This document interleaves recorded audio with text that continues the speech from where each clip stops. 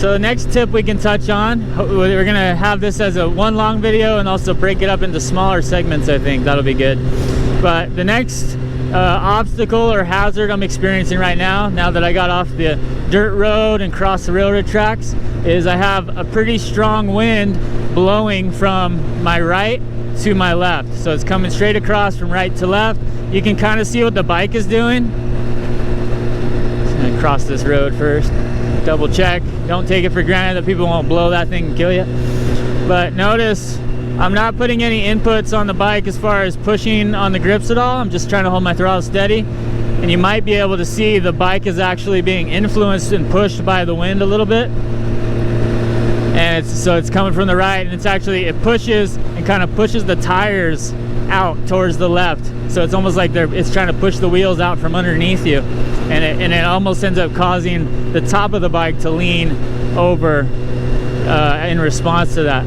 So one way that you can deal with the wind, notice how I'm riding in the center of the lane here, that's going to allow me to have some margin for error. So if the wind really gusts strong from the right and pushes me over here to the left, notice I have some room to adjust myself and get back to the center. Also, I could move myself all the way over here to the white line. Then if the wind pushed me really hardcore, boom, look at that flag going.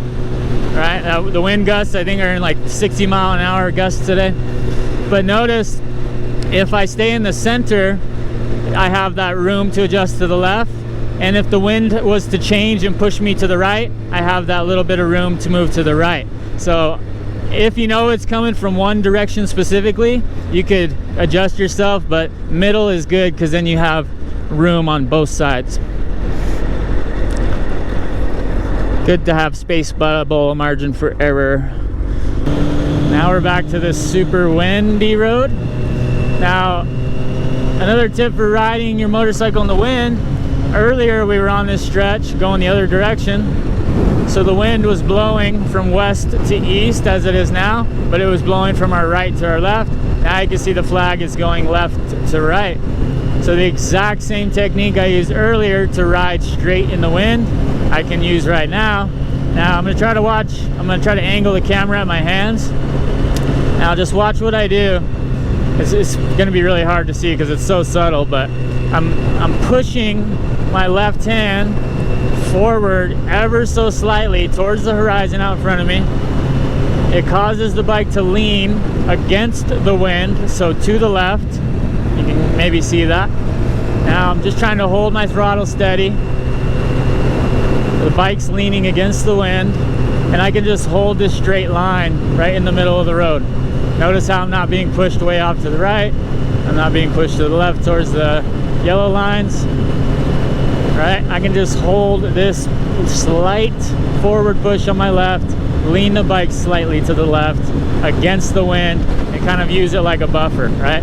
Now, notice as soon as I took my hand off that push, see if you can notice what the bike's doing. The wind is actually gusting pretty good from the left, but I can feel sometimes it swirls and it pushes left and right. But notice what the bike's doing. The wind is actually pushing me further and further over there towards the white line with these very strong gusts. So now if I get both hands back on, I push, lean slightly against the wind. Now I can hold this position. And notice my fingers. Notice how I have them extended right now.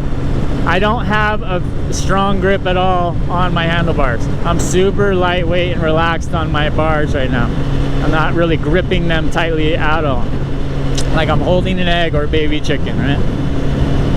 That's all it takes. Hold your bars firm yet relaxed. A little bit of push against that wind.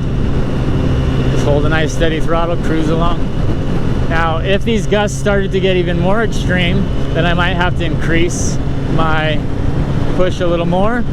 But the most important thing is to keep your body and your upper body, especially in your arms, relaxed.